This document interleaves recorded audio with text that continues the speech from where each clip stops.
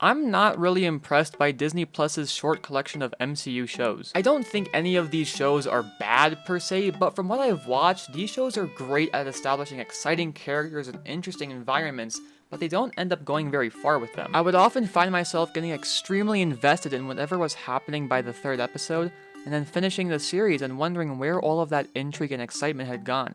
With one exception. I could very well have set my expectations extremely high considering what the audience consensus is when it comes to these shows, as well as how I've been watching these movies pretty much since they came out. I mean, Iron Man was the first Blu-ray DVD I ever owned.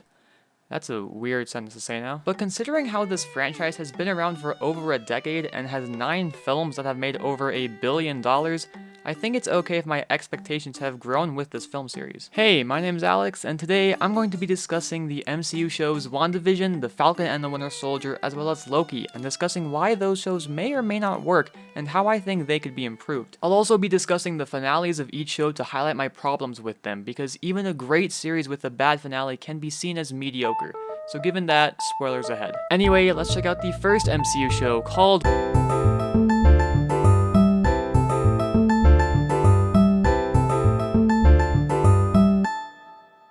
WandaVision. WandaVision is the first MCU show, and it's not terrible.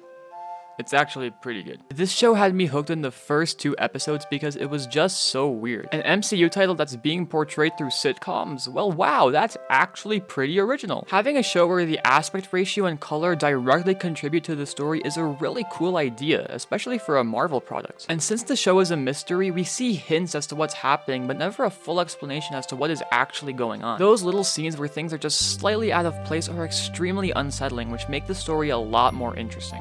And then we get to episode 3, and all of those things I just said no longer apply to this show. Like, the show is still good, but it's in the same way that boxed vanilla cake is good. You know what you're getting, and you know you'll like it even if you wish it had a bit more texture. Everything that happens outside of the hex ruins the mystery and confusion as to what's happening, because now we all know what's going on. We would rock back between Wanda trying to hold this fake reality together and Vision slowly figuring out what's going on, to the normal people telling us exposition for no reason. This constant switch between reality show and reality also removes a lot of the originality in the show to begin with, opting in for more of the formulaic MCU tropes people have come to hate. And that's fix number 1. Only have Wanda and Vision. By doing this, you keep what makes the show interesting, and you also have more room to breathe. Marvel has this weird habit of wanting everything to happen all the time, which can work for some movies that aren't trying to say a whole lot. But with WandaVision, a show about coming to terms with loss is a show that shouldn't have all that excitement and battles and pews that these guys bring. The show's tension and exciting moments shouldn't come from these guys trying to free Wanda,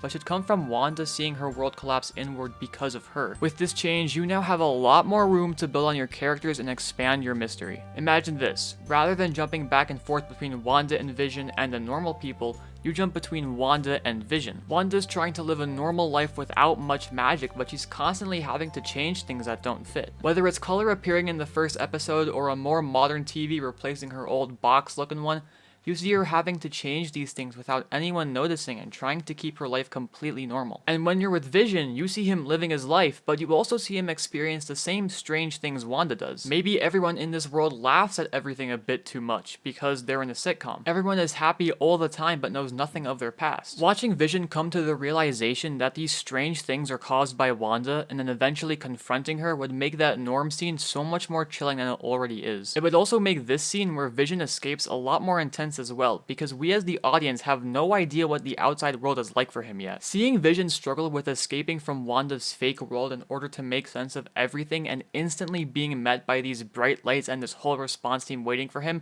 would be so much better than already knowing those guys were there from episode 3. So think of it like this: episodes 1 through 6 is just Wanda and Vision. Vision is slowly learning that Wanda has created a false reality. By the end of 6, he tries to escape and sees the other side, but has to go back into the Hex to live. Episode 7, you get a quick recap, but from the response team side of things. I know that those type of episodes can discredit the audience's intelligence, but it's the best way to keep the characters Marvel wanted to introduce while also having the show be better. Episode 8 would be the normal people coming closer to stopping Wanda, while Wanda finally has to come to terms with her loss and shut down the Hex. Wow, what an improved show you're thinking, because my opinions are fact and no one ever disagrees with them. But I've got one question.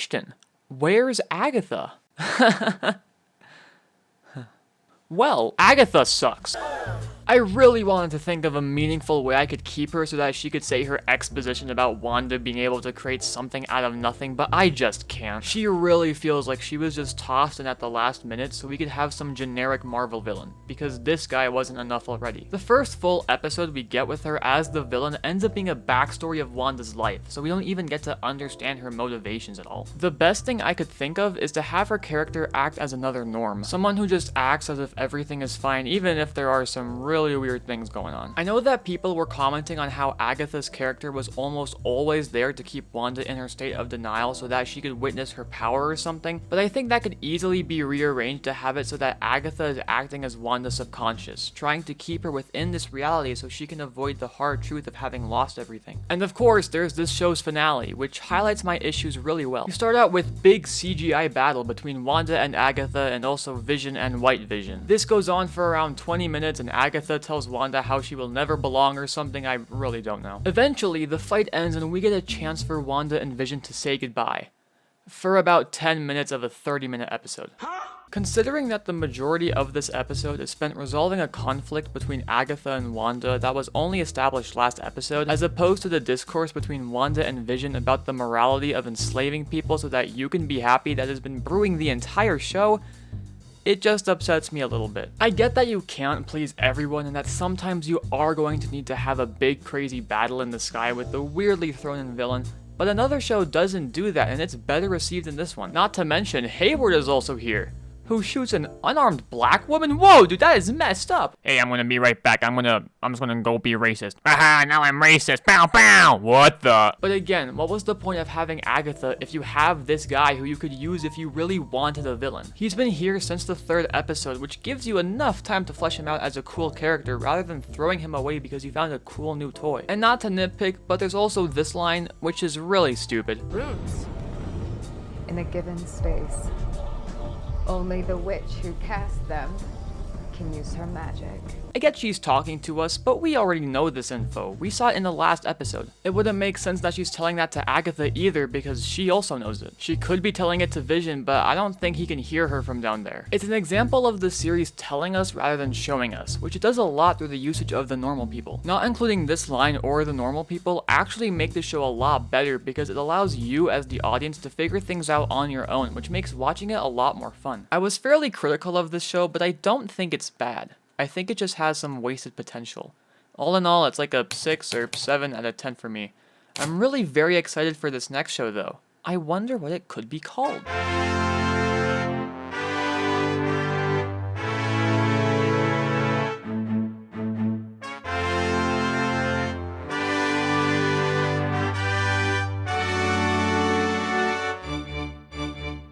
Birdman and Ice Robot are about Birdman and Ice Robot. For the majority of the runtime, this show is great at exploring Earth post-snap. People that were displaced by the snap are now having to live in these camps because no one is giving them aid. Earth suddenly has to figure out how to deal with another 3.5 billion people almost right after figuring out how to deal with losing 3.5 billion people. The show also explores PTSD and racism, which is really surprising for a Marvel product. This show is great at showing what life is like for the average person, while also fleshing out Sam and Bucky as characters. The reason why these MCU shows exist is to explore the world and characters that are around, so when the big budget movies come around, you can have all these well-established characters in it without needing movies for each of them, and the show does that pretty well. But then you get to the last episode, and it messes up a lot of that. Let's just look at the main villain, John Walker. Now, I actually don't think John Walker is super evil, unlike a lot of people. I think he's actually a pretty good gray character. A lot of people really hate John because that's not how Captain America would act.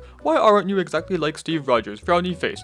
But that's like the whole point of his character. He's this broken version of Captain America, entrusted with being the new symbol of the USA while also having to carry on the legacy of the previous guy, who literally helped save the universe. Like, that is a lot of pressure, which makes some of his, stranger moves a bit more understandable. However, this guy is still a villain, so he obviously isn't a great human being.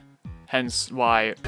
But the show works towards breaking him down from someone who is just a bit too nice and controlling to someone who, and then they redeem him? Like, I put up with a bunch of weird stuff from Marvel. Like, I actually like these movies, but what is this? The cliffhanger to the episode right before this was literally him creating a false Captain America shield. You know, basically saying that this guy is really trying to hold on to the fact that he is the symbol for America, despite there being another candidate. That isn't a good thing.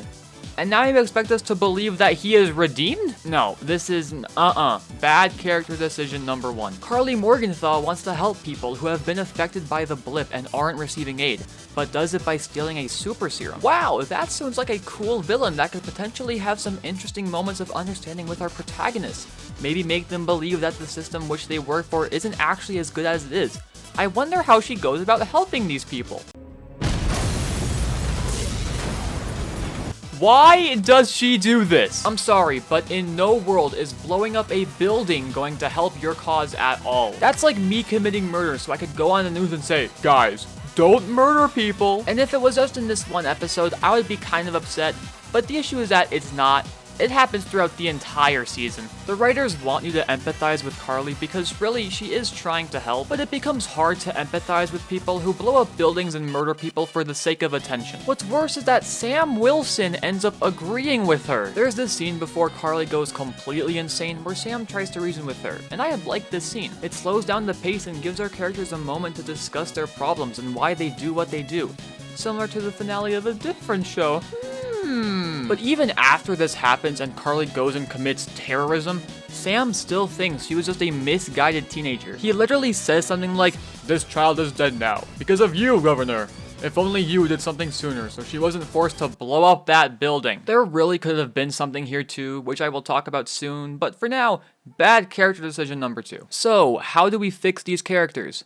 Well, it's actually not that hard. For one, we just don't have John Walker redeem himself. Maybe in that last fight he doesn't end up saving the van, or he gets knocked out really early on so he's not in the episode. With Carly, we just don't have her commit terrorism. Wow, what an easy fix. Carly could honestly be a really good Robin Hood type character that's just helping those displaced by the blip. She literally starts out the show as this character too. She just ends up blowing up buildings for some reason. Bucky and Sam still get involved because there's more super people around, and Carly becomes a much more convincing gray area character. She can literally be the exact same person, just that she doesn't, blow up people. On a smaller note, I think the show needs more of this type of action. I am a goofy little child who likes the punch and the kick from the Robot Man. Seeing Bucky just go all out on these guys reminded me that this guy is a trained super soldier assassin, and the show often forgets that. That's all I got to say for this show, so I'll give Falcon and the Winter Soldier a 6 out of 10. Good characters, but the plot's a bit weak and the finale is really confusing. Well, it would appear that we have one show left, and actually it happens to be the best one. Yeah, I'm biased. This is a show that has an incredibly unique concept that they go all in with.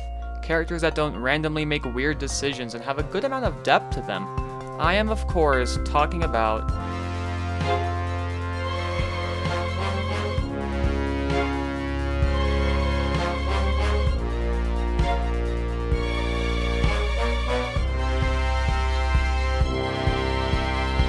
Listen, I could very well be suffering from recency bias, but oh my god, this show is so good, guys. Now, before I start praising this show, I am going to discuss the negatives, so here is what I don't like about Loki. Throughout most of the season, it is heavily hinted that Loki's powers exceed that of which he thinks he is capable of. We see old Loki creating a projection of Asgard, or Hiddleston Loki having some slight time reversal abilities. Those events are called Chekhov's gun.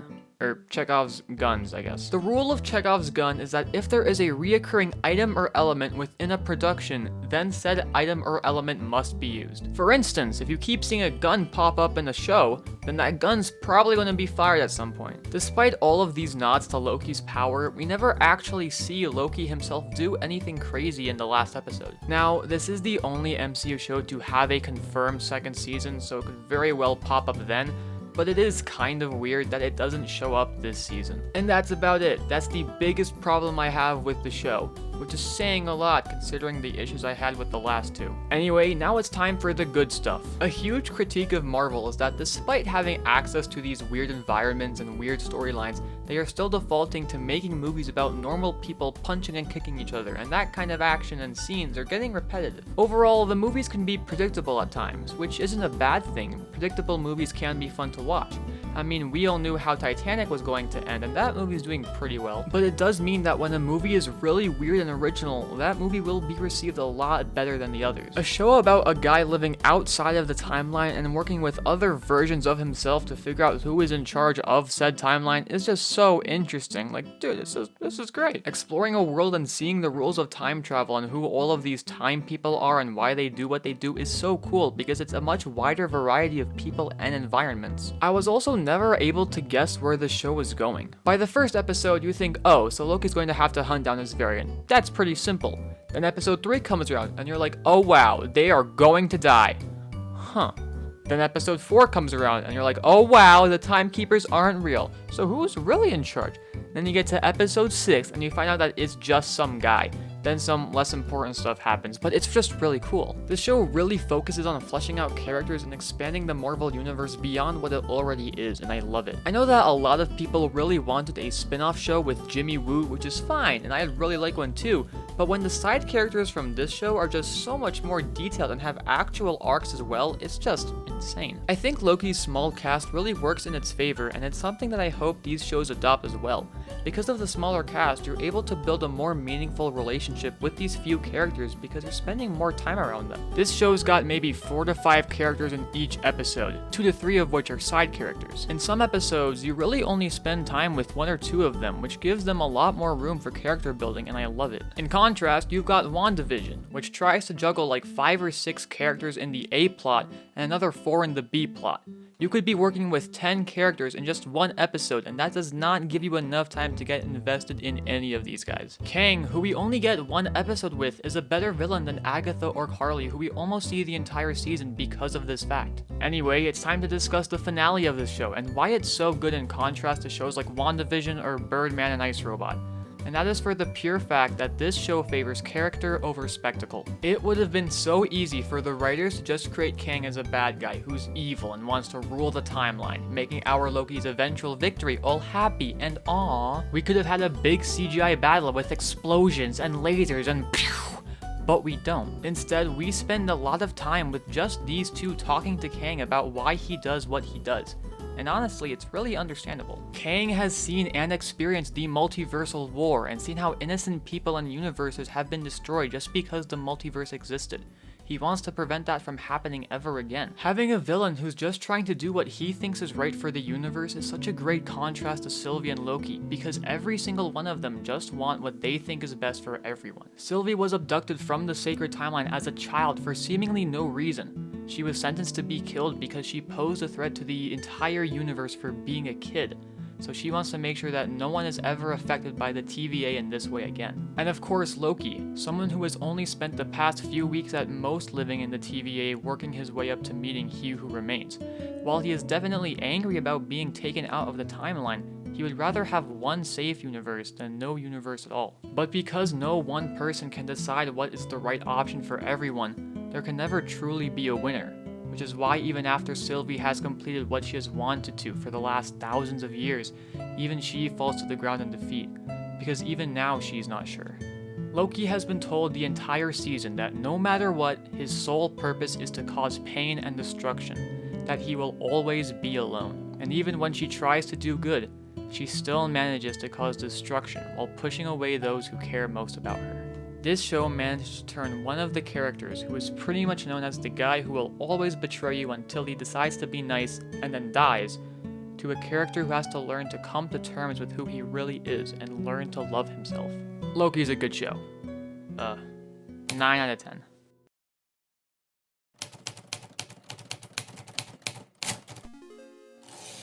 I think the main issue with Marvel's last 4 projects is that they are trying to do too much. Even though Loki needed to set up the entire multiverse, it didn't feel the need to include a whole bunch of characters to do it. When these shows take their time to slow down and explore the world and characters in them, that is when they're at their best.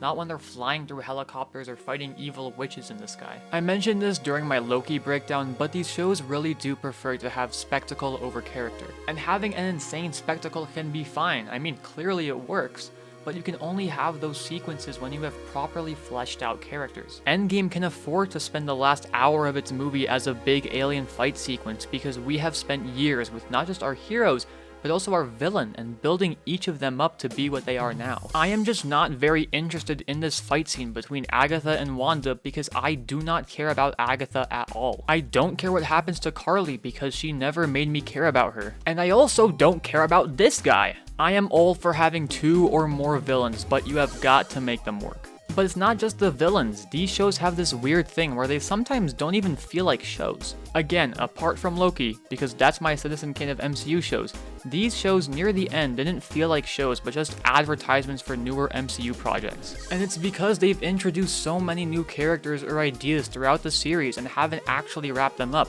that when you get to the very end, you are jam-packed with reveal after reveal, which isn't good because once every scene is a reveal scene, none of them are. For instance, the amount of things WandaVision had to resolve was insane. You've got to stop Agatha and Haystack. You've got to have Wanda shut down the Hex and say goodbye to Vision. They converted Monica Rambeau into Glowy Girl. They set up Wanda as the only person who can use chaos magic and is probably a multiversal being. Pietro was actually Ralph Boner. Ha ha ha, funny joke. You've also got the next Avengers, new Avengers, I don't know. Point is, we've got these kids introduced who are probably going to reappear later down the line too. And if that wasn't enough, it reminds you that Secret Invasion is happening, because everyone must have forgotten about it despite it being the end credit scene of the most recent Marvel movie at time of release. I remember talking to my friend about how the finale of WandaVision needed to be at least an hour 30 because of how many things they had set up that needed to be checked off. But they instead crunched everything down into another 30-minute episode, not including credits, which dilutes a lot of the satisfaction we should get from these scenes. One of the reasons the MCU is so successful is that it has an amazing cast that tend to have really good chemistry with each other. The Age of Ultron scene where the Avengers try to pick up Thor's hammer is such a fun scene, and it's just guys hanging out. Rather than trying to show off the choreography or insane powers some characters have, just show off the character, because that's really what these shows should do. Not people being wizards, but wizards being people. Thanks for watching.